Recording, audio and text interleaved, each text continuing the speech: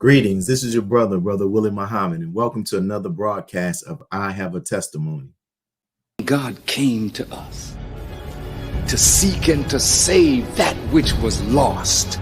He raised a man from among us. He, the Honorable Elijah Muhammad, laid the foundation. What I'm doing is something that comes from him through me, and the thing that he uses in me to do the work is my faith in him and the word that he taught.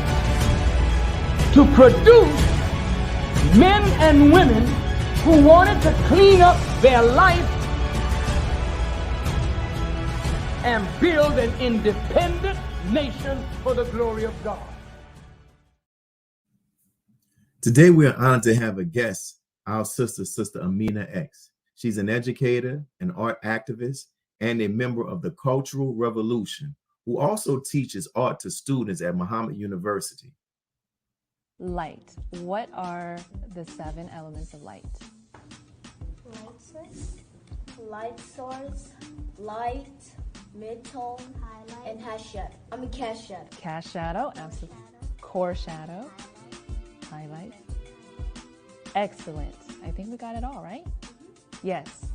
This is such an important concept of any drawing, painting, even in fashion illustration, photography, filmmaking. We need to study light. We need to study shadow, the midtones, all the shades in between, because that's what life is all about, right? We have days that are light, and then we have dark moments, and we have anything in between, and we want to represent that story in our art. All right, so. Assalamu alaikum, dear sister. Wa alaikum salam. Thank you for agreeing to be a guest on our show today. Thank you so much for having me. It's an honor. Yes, ma'am. And I'd like to get straight into the interview. There are many who have a narrow view and understanding of the teachings of the Most Honorable Elijah Muhammad and the Nation of Islam. And what I mean by that is that many often think that this way of life and this organization is only meant, quote unquote, for Black people. And despite the Most Honorable Elijah Muhammad and the Honorable Minister Louis Farrakhan talking about the diversity of the original family. So this is a 2-part question. First, how did you, being a person of Chinese descent, become introduced to the teachings of the Most Honorable Elijah Muhammad? And the second part of that question is, how and why did you eventually decide to become a member of the Nation of Islam? Well, first, I want to say, in the name of Allah, the Beneficent, the Merciful, I bear witness that there is no God but Allah. Muhammad is his messenger. I further bear witness that Allah appeared to us in the person of Master Fard Muhammad and raised up for us a messenger, Messiah, in the Honorable Elijah Muhammad. I thank them both for giving us our divine leader, teacher, and guide, the Honorable Minister Louis Farrakhan. In their names, I greet you. Assalamu alaikum. Again, I'm so happy to be on this show, and thank you so much for allowing me to share my story. My story began really, I think, being raised in the Bay Area. As I mentioned in other interviews, I was born in San Francisco, Chinatown, born in the same hospital as Bruce Lee. And I was raised in the East Bay, that consists of Oakland, Berkeley, Richmond. So I was really blessed to be raised in a very diverse environment where I had insight into the beauty and the struggles of different communities. And within that, I developed strong relationships. And through these relationships, I got to see in depth of what goes on in family life, the struggles of everyday life of all different backgrounds. And I saw a huge problem. I had close friends that lost their lives to street violence. I was also going through a tough time in my early life, and I had a community of different communities helping me and being there for me and supported me. And so through this environment, I was really interested on what are the solutions? What are things that we can do as a community to solve the everyday problems? And the the teachings of the Honorable Elijah Muhammad seemed to always be there in my life. And the first time I ever heard the teachings was through a cassette tape. A friend of mine came into my apartment and, you know, he was like, oh my gosh, we have to bring a group of our friends. We need to listen to this cassette tape. And I'm like, what is this cassette tape? And he put it in the player and we all sat down and heard the voice of the Honorable Minister Louis Farrakhan speaking about the injustices and the race issue in America and why. And we sat on the floor for hours listening, just completely in awe of the strength of his voice and what he was saying. And from then on, you know, I went on with my life. However, at my next job, my coworker was giving me really great advice on problems I was going in through my life. And I was like, where do you get this great advice from? And he's like, that's the teachings of the Most Honorable Elijah Muhammad. You need to go to YouTube and you look up Louis Farrakhan. And I went on YouTube, recognized the voice I heard from the cassette tape. And I was just obsessed. I was obsessed. I watched all the YouTube videos, all the lectures.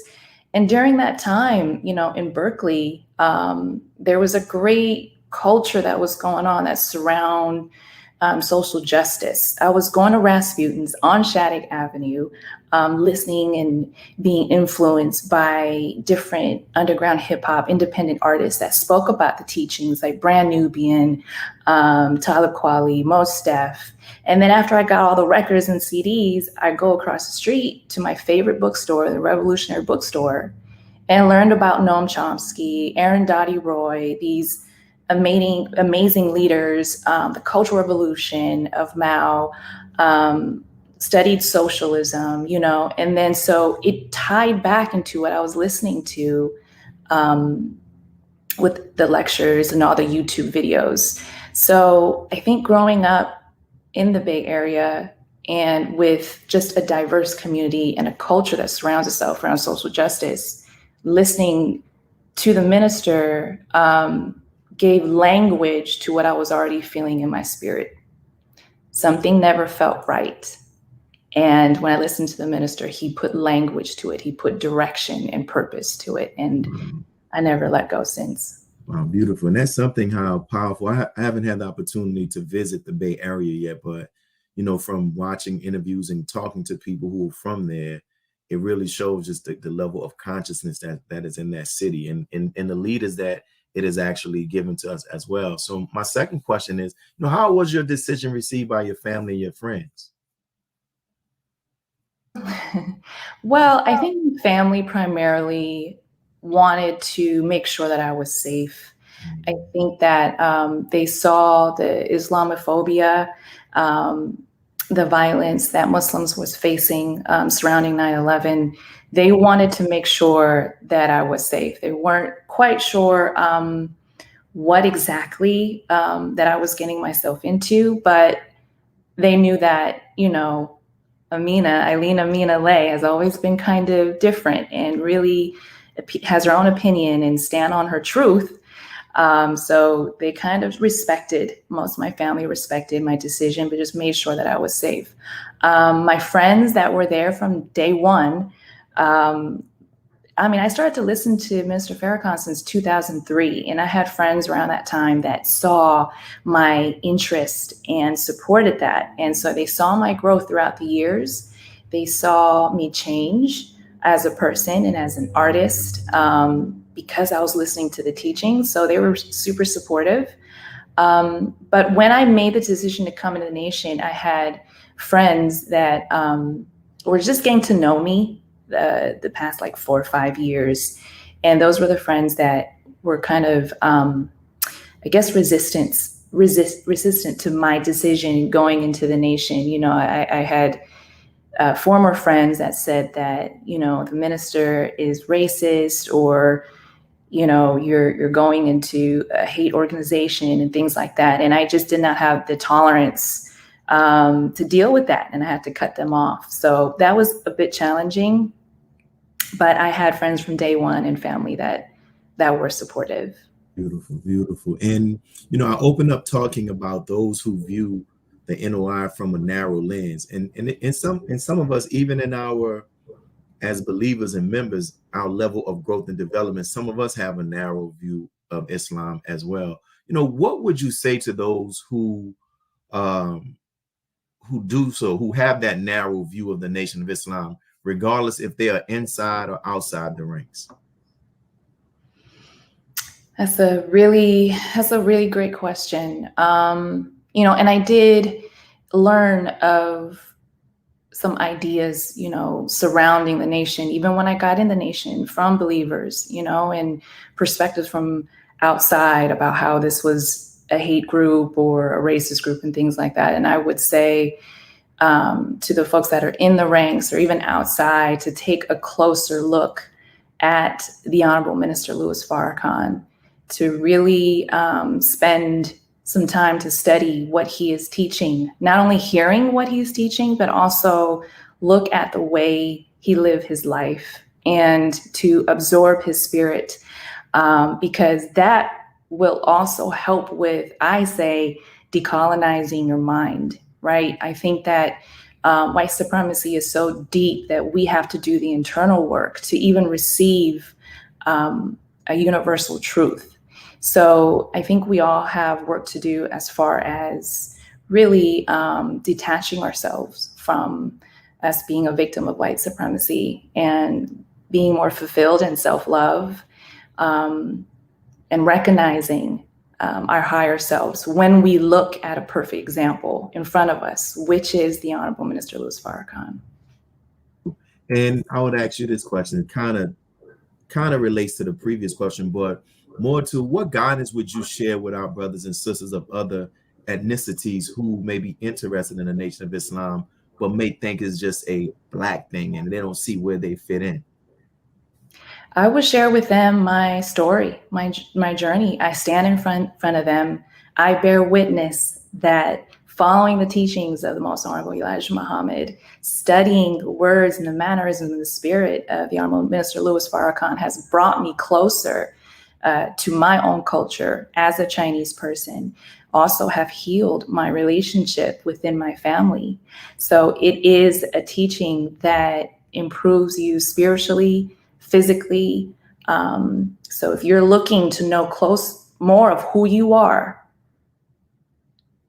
you need to come in and you need to follow our Minister Louis Farrakhan. Be to align. Thank you, sister, for what you shared thus far. And we also appreciate everybody who's right now tuned into NNV. We're heading up to our first break, so we're going to pause to get some announcements from our sponsors. But we want you all to tune in to hear more of this testimony by our sister Amina X. Be a part of the force that powers truth in journalism.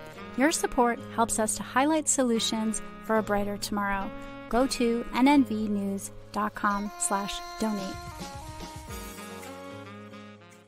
Asiatic Minds, online education, helping our children to discover their God-given skills, gifts, talents, and passion that will allow them to see their greatness, as well as the greatness of our people, and upon discovering that greatness, infusing them with the desire to use it for the betterment of themselves, their families, our people, and the world. Call now, 502-219-4848. This is Sister Sajda Muhammad. We are proud to announce that the Sajda House commemorative Elijah coins are finally here. This priceless heirloom, made from recycled copper from the messenger's home, is now available at sajdahouse.com. The hashtag Bank Black social media campaign made strides not only in revolutionizing how we bank, but also how we think. The movement inspired thousands of African Americans across the country to transfer or deposit millions of dollars into Black-owned banks. These are banks that will invest in urban communities, employ African Americans, support Black businesses, and inspire Black home ownership. This is a very proud moment for our culture as we are taking small, but significant, steps towards building Black power through Black wealth. Thank you for tuning in to NNV News. Please share your thoughts with us in the comments section below. Follow us on social media at NNV News, and please subscribe to our YouTube channel, National Network View. This is Clifton Muhammad with NNVnews.com.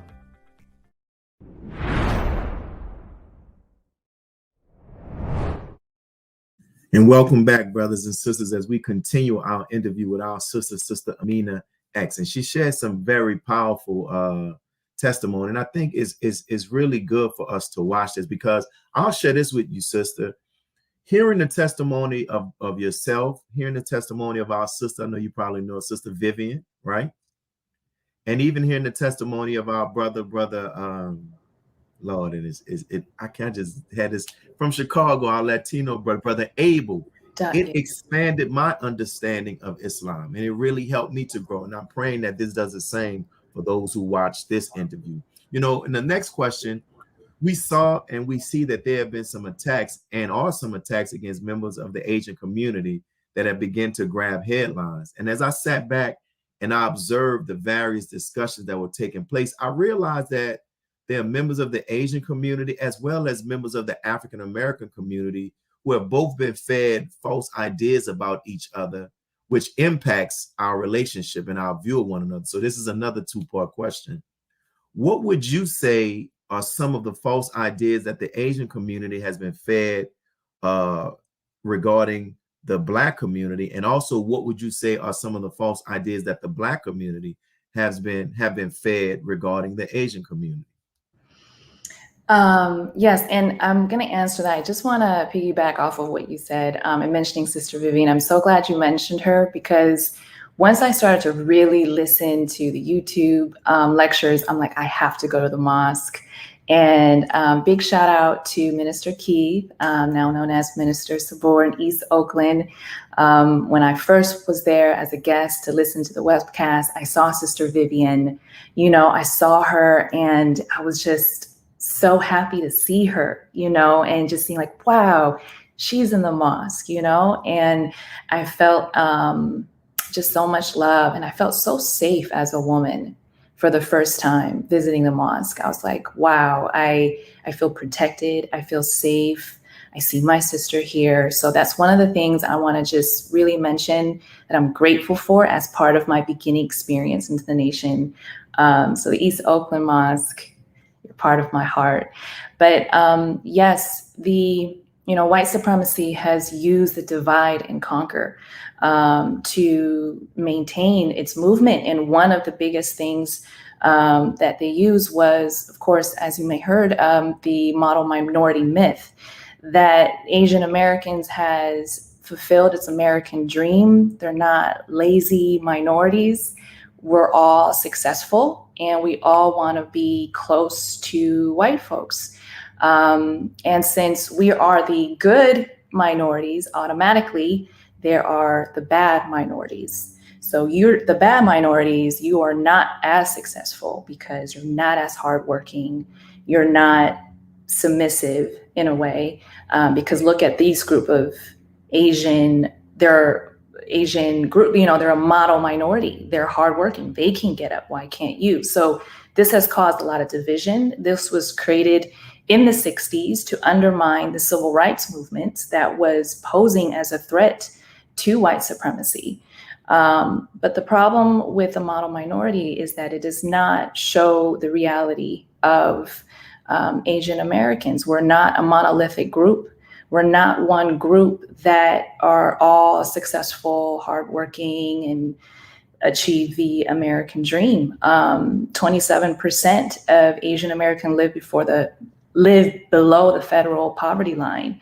1 in 4 Asian elders live in poverty. So even though we're seeing attacks on Asian elders, there's a more painful truth of systemic violence that's happening in our communities. It's the highest wage gap in the Asian community as well. And so I think also with the media and propaganda, in film and entertainment, that, Black folks are criminals, and then the Asian are the good minority. This has caused generations of mistrust and pain between the working class American, Asian American, and Black working group. So it perpetuates this tension between us when there has been history of solidarity between us. So the model minority has served has caused a lot of pain. And thank you for that. And my question in regarding to that, what do you think we can do to help build a better bridge between both communities? I think we need to understand both sides. I think that, relationship is such an undervalued tool when it comes to social justice, and relationship really starts with dialogue and conversation. Ignorance and fear is our worst enemy. And that's why I believe the teachings of the Most Honorable Elijah Muhammad eradicates that ignorance and fear, puts in knowledge itself. So these relationships where we can finally talk, where we can have dialogue, where we can start to learn the effects of colonization, Western imperialism, and also, the experience of Black folks in America. We need to understand these two sides and how they are coming into play in the current times. White education has betrayed us. We are learning each other through the lens of white education, of media, of propaganda. I think that we have the responsibility to take time to do the research and understanding each other without those lens. Just like how we're looking at the propaganda, the negative media about our minister, we also need to look at each other differently as well. Very good, very good. And in addition to this, as well, as I prepare for this interview, I saw on your IG page, I'm a history buff as well, that you had several posts, and you mentioned it earlier, that showed times of historical solidarity that existed over the decades between the Black and the Asian community. And so can you educate our viewers on some examples of this historical solidarity that's taking place between both communities? Yes, absolutely. I think that we do have to accept that there's work that needs to be done. Is there anti-Blackness in the Asian community? Yes. Was there Asian violence that was committed by Black perpetrators? Yes. However, there has been a strong history of solidarity between these two communities that white education did not teach us. For example, like I mentioned earlier, I was raised in the Bay Area, and in the Bay Area, there's a history of our communities coming together. For example, in 1968, the Third World Liberation Front, the students of Black students, Chicano, Asian students coming together to fight for education that reflects our identities and our culture. The Buffalo Soldiers, the Black American Army Unit that were sent to fight the Filipino War, and realized that while they were fighting a war with the Filipinos, they were like, wait a minute, we're not being treated right in our homeland. A lot of Black soldiers left the American Army and joined with the Filipino Army to fight against U.S. imperialism. Hurricane Katrina in New Orleans, when FEMA failed to help with the efforts of cleaning up the community, it was Vietnamese churches that were the place where Black and Vietnamese communities come together to figure out how to help and support each other and protest against the landfill that was happening in their cities. Because of the neglect from FEMA. There's so much. I can go on and on. W.E. Du Bois from America going to Japan and having friendships with Mao, going to China, the Black Panther Party in Oakland, who was working with the Red Guard Party, who were Chinese youth that were inspired by the Black Party movement. And they were, exchanging ideas on how to fight against police brutality, on discrimination, and helping with healthcare, feeding the elderly and the children and things like that. So there was a beautiful relationship between the Red Guard Party and the Black Panther Party. Huey P. Newton going to visit Mao. Mao writing an 11-page telegram to the Most Honorable Elijah Muhammad, giving support to the struggles of Blacks at that time. I can go on and on. Frederick Douglass denouncing the Chinese Exclusion Act of 1882. Wow. There's so much. Now you say you can definitely go on and on, because you just said something that I didn't know. I didn't really know more. No, I didn't know, basically. Can you talk about the 13-page letter that Mao wrote to the Most Honorable Elijah Muhammad? Yes. How people can access that. And even there was I can't think of his name. Our NOI history buffs will know. There was a Japanese brother, who was very fond of the work of the Nation of Islam, because in the early days, many of the believers were arrested and harassed because they were saying they were part of this Japanese organization. I believe you're thinking about the Black Dragon Society. Mm-hmm. There was a brother named Satokata Takahashi, mm-hmm. who was friends with our messenger and actually supported financially the Nation of Islam. At that time, the Black Dragon Society had a lot of members all around the world that were fighting U.S. imperialism, and found an alliance with Nation of Islam. And so they were forming a friendship as well. I believe his wife, Sadokata's wife, was a former member of the Nation of Islam, Miss Peril Sherrod, if I believe I'm pronouncing it right. Wow. But yes, this is not being taught in our education system. And so I believe we have to take the time and just read and understand that there is an alliance, there is friendships in all walks of life for us. Definitely. And can you briefly share a little bit more about the letter that Mao Zedong that he wrote? Yes, it was an 11-page telegram. At that time, Mao was fighting classism. He did not believe in, the working poor being really poor. He wanted equality, and he found an alliance, or found parallel movements with the Black American Civil Rights Movement as fighting against injustices and the poor taking advantage, or the rich, taking advantage of the poor. And so he believed that if we support the Black movement in America, we can free all oppressed people all around the world. So he supported the Most Honorable Elijah Muhammad in uplifting Black people in America.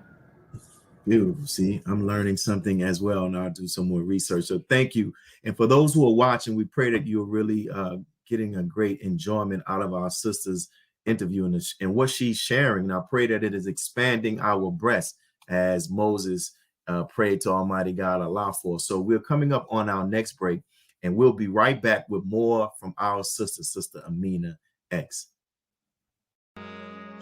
Be a part of the force that powers truth in journalism. Go to nnvnews.com/donate.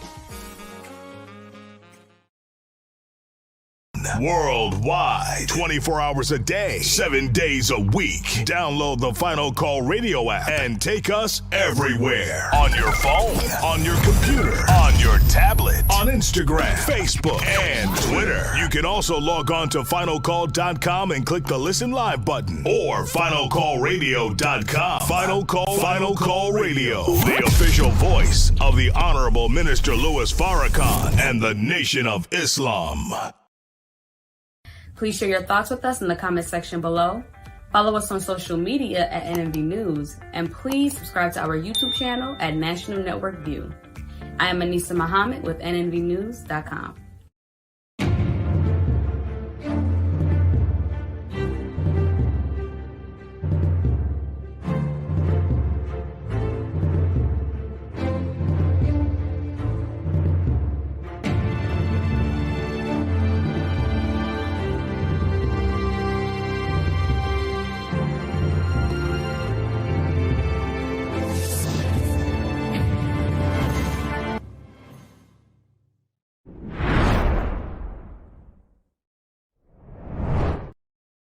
So we're back, dear family, with our sister Amina X, who's sharing so many jewels, as many people say. So I want to now transition to this. Now, I would like to talk about your meeting with the Honorable Minister Louis Farrakhan, a man who you've talked about so affectionately throughout this interview. I came across this picture, and can you share with the audience the background story regarding this picture? When I was painting that picture, I was in processing class. Again, I've been listening to the minister since 2003, and I started processing class probably about 16, 17 years after that. It took me a while, but I finally got in. And while in processing class, we spoke about Savior's Day. And one of my dreams was to go to Savior's Day. And so also I want to mention, like, during this time, I was also detoxing physically. I went on like more of a vegetarian diet, was eating clean and exercising, just really preparing myself to be in the nation, committed to be part of the nation and do the work. And so when I heard about us going to Savior's Day, I was like, this is my time to really express what the teachings has done for me. And I wanted to show my gratitude to the Honorable Minister Louis Farrakhan. So I was in a state of really just cleansing my mind and spirit and really trying to communicate with Allah, like, how can I express my gratitude? So that was the painting. The painting is inspired by how listening to the minister has made me feel strong as a woman. He is my spiritual father. He has guided me into a spiritual life and to develop spiritual strength through prayer. So I have a woman who is pregnant and is performing Fajr prayer. And I have the night on one side and the day, and it's coming together. And it really represents harmony and balance of the dark moments in your life and the light moments. I mentioned that in the earlier footage with my students on NFA, using light and dark. And that, you know, with Allah, you're able to create harmony in your life no matter what. And the most powerful thing a woman can do is to be in the position of prayer, and how that expresses femininity in its highest form. And it also represents the womb. It represents the triple darkness. It represents creativity and femininity. I also wanted to represent how the Nation of Islam is also in its womb, and that a nation can rise no higher than its woman. And so I wanted to just incorporate all of this into the painting. And so I was so blessed to be able to do that and express my gratitude to him. Wow.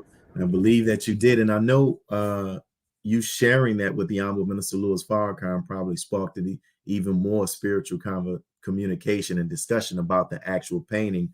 Were there any words that the Honorable Minister Louis Farrakhan shared with you during that meeting that resonated with you and still, you know, you ponder and reflect on today? I am still processing and unpacking and going over in the moments over and over in my mind, because I can even like go back and pick up certain things that he said that applied to my life unraveling right now, you know, things that are happening right now. And I'm like, oh my goodness, this is happening. And I can think back what he said to me and apply it to what's going on, even what's going on with the Asian community and the Asian hate crimes that was going on.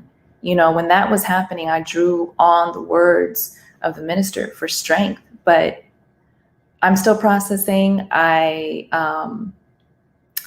know one word, the few words that he did share with me that really resonated with me was that he told me to go back home, go back to my people, and be the best Muslim that I could be. And so that happened way before the news was speaking about Asian hate crimes and things like that. So when he said that to me, and then all this stuff was happening in the Asian community, I realized I was being called. He actually, it almost seems like he kind of told me what's going to happen and what I would need to do. And it's happening right now. Yeah. Wow. Beautiful. You know, one of the objectives of this show is to have our guests who have had the opportunity to interact with the Honorable Minister Louis Farrakhan to come on and testify about the man himself. And I base it off the scripture in the book of Revelation, where it says that the dragon was defeated by the blood of the Lamb and the power of their testimony, right? Because the minister has been demonized and is grossly misrepresented by the media and others. If you had the opportunity to stand before the world and share with them words that can help them really understand who the Honorable Minister Louis Farrakhan is, or qualities that he possesses, you know, what would you say and why? I mean, I would say simply that the Honorable Minister Louis Farrakhan saved my life, my physical life, and my spiritual life. You know, meeting Minister Farrakhan, there's just really no words to describe it. When you're in front of him, the power that you feel in the most gentle way, the most loving and compassionate way, that he looks at you with so much love and presence. He almost like looking right through you. It's indescribable. But I would say that listening to my teacher, I have, again, felt closer to my culture. I have been able to open my eyes and see more deeper into anything that I'm studying. So I not only feel closer to my culture, heal the relationship with my family, certain things that I realize I need to be held accountable for, but also it got me looking into the history of Islam in China, you know, and realizing like, wow, 30 years after Prophet Muhammad, peace and blessings upon him, passed, his uncle came to China to introduce Islam. And it happened right in the city where my family is from, in Guangzhou. And that's the oldest mosque in China. So if I did not listen to Minister Farrakhan, I would not have realized this, you know. So I'm able to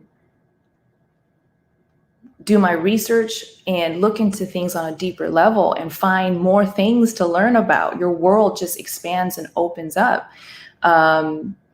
Also, you know, when I listened to one of the lectures, I remember the Minister Farrakhan speaking about the Cultural Revolution and the role of the artist. And so he continued to give me inspiration and strength to work on my path as an artist. And, you know, I didn't have the most support wanting to be an artist. And when I listened to his teachings of following your path and standing in your truth, I started to do my paintings on the art of the Cultural Revolution that I'm inspired by. And then I realized when I was painting it, I was showing my dad, and I was like, Dad, look, you know, this is my art, you know. And he wasn't the biggest fan of me being an artist, but he came clean and was like, I was an artist during the Cultural Revolution under Mao. He was a propaganda artist, but he never told me because he was traumatized from being an artist during that time. And so for me to continue to do my art activism, and through my art, it brought me closer to my dad, and it brought some healing conversation between my dad and I. So all this talk with the minister, you know, being anti-Semitic or his hate teachings, this and that, I, as a Chinese Muslim, have more knowledge of self, love my culture, and have a stronger passion to stand on truth and for justice.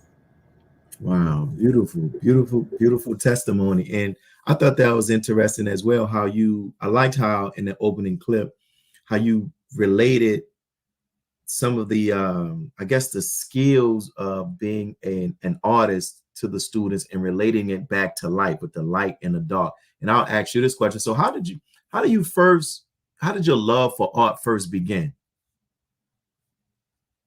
My grandmother was an art teacher in China. And so when I was a little girl, when she told me stories, she would draw them out while she was telling me the stories. So I literally saw stories come alive right in front of me. And I saw the power of storytelling. I saw the power of images. So that was deeply ingrained in me as a young girl. And it has guided my career, it has guided my spiritual path. Art to me is the process of spiritual cultivation. And so I see the Honorable Minister Louis Farrakhan as one of the greatest artists I have ever met. It is in the way that he teaches, it's his as a musician, so yeah, art has been a guiding force in my life that Allah has been communicating to me through. How would you say you being an artist, how does it help you as it relates to growing in your faith or even in your spirituality as a Muslim? Wow. Again, art to me is a process of spiritual cultivation. The process of spiritual cultivation is a lot of self-reflection. My artistry really begins before I even pick up a paintbrush or put a pencil to the paper. Art is being able to connect different concepts so we can imagine a better world. Imagination is so important towards our thinking and thinking about what revolution truly means. We have to be able to visualize it. So the process of manifestation, of having a new vision that's never been thought before, and then putting form into it, that is tapping into the God in you. So being a better Muslim means me being a better artist, a better martial artist, a better whatever creative expression that you choose. Your relationship with Allah is the source of creativity to say be, and it is. Beautiful. So we're coming up on our final break, and we'll be back with our sister who's sharing a lot, and it's so beneficial, and I'm so honored that we've had the opportunity to have her as a guest, and for those inside the nation and even those outside the nation to hear her testimony. So we'll be right back with our sister Amina X. Be a part of the force that powers truth in journalism. Your support helps to combat false media. Cash App NNV News.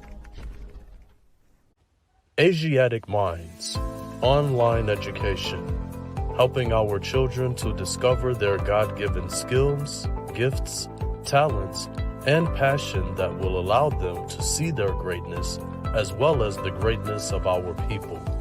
And upon discovering that greatness, infusing them with the desire to use it for the betterment of themselves, their families, our people, and the world.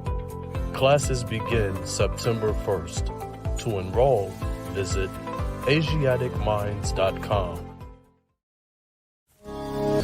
Greetings from National Network View. This week's Final Call cover story headline reads, "Separate and Be Saved. America's race problems and deadly race interactions are growing worse. It is time we leave the children of our former slave masters and 400-year-old tormentors. Separation from whites is the only and best solution to this problem, a serious problem that is rooted in prophecy." This FCM Volume Number 41 edition middle page article by the Honorable Minister Louis Farrakhan is entitled, "A Case for Separation." To read more, subscribe to FinalCallDigital.com and tune in to the all-new Final Call Radio. This is the NNVNews.com Final Call Cover Report. He anointed our head with oil till our cup runneth over. He who, Master Farrakhan Muhammad, that is he. This is is Sister Sajda Muhammad. We are proud to announce that the Sajda House Commemorative Elijah coins are finally here. This priceless heirloom, made from recycled copper from the messenger's home, is now available at sajdahouse.com. Please make sure you leave your comments and questions in the comment section below. Follow us on Facebook, National Network View, and make sure to check us out on Twitter as well, National Network View. This is Sergio Gutierrez with National Network View, signing off.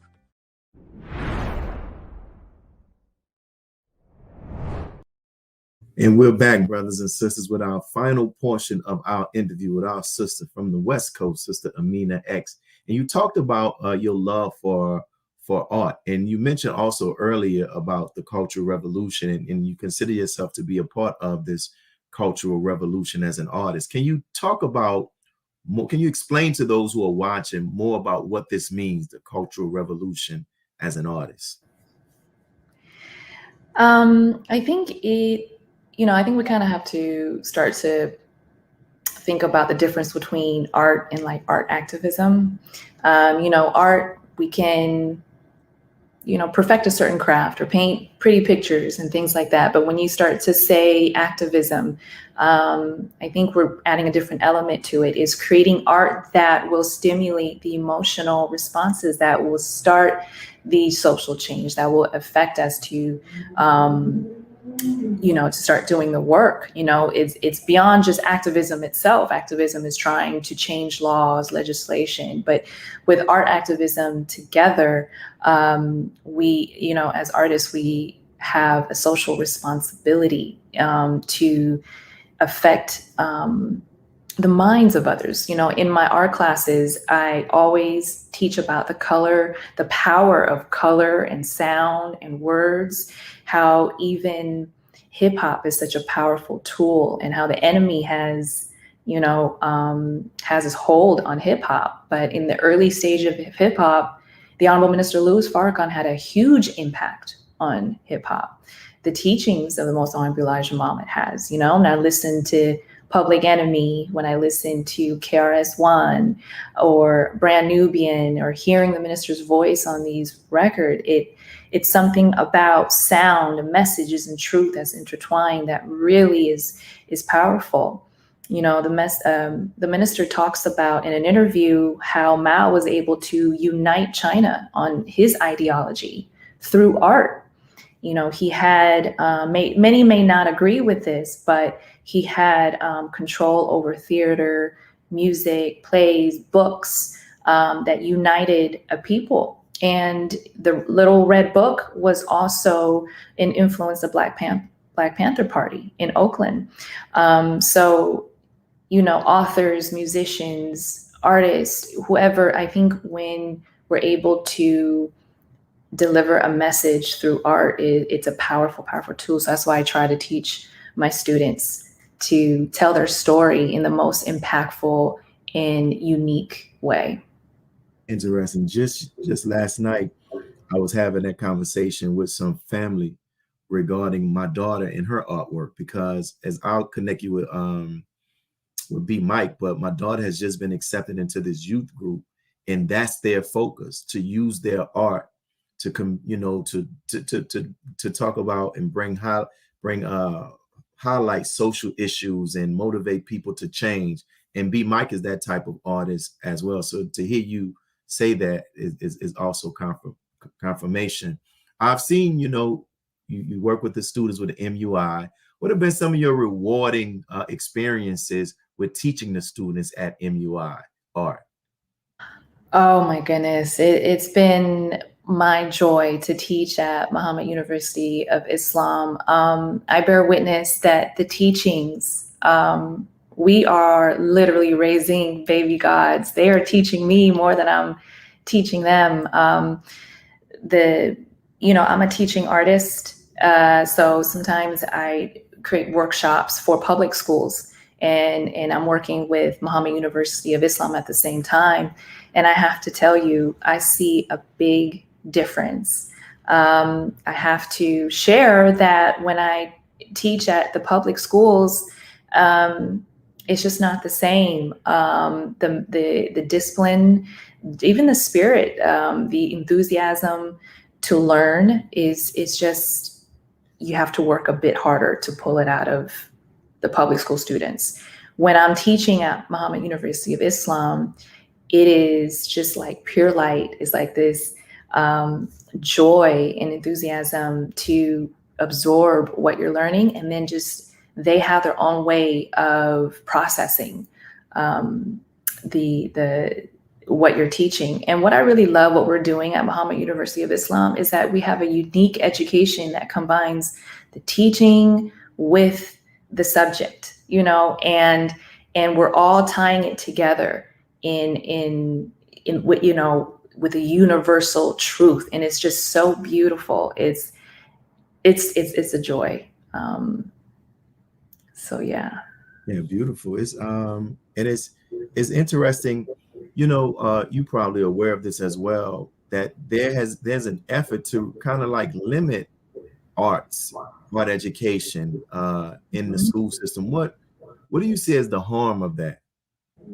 It's great harm in that. I mean, as you can see with, you know, Jay Electronica, Busta Rhymes, starting to put the teachings into the music, you know, people are looking into what is the Nation of Islam about. You know, there's so much power in art. I mean, just a little bit of history before we close out. There was a book called Uncle Tom's Cabin.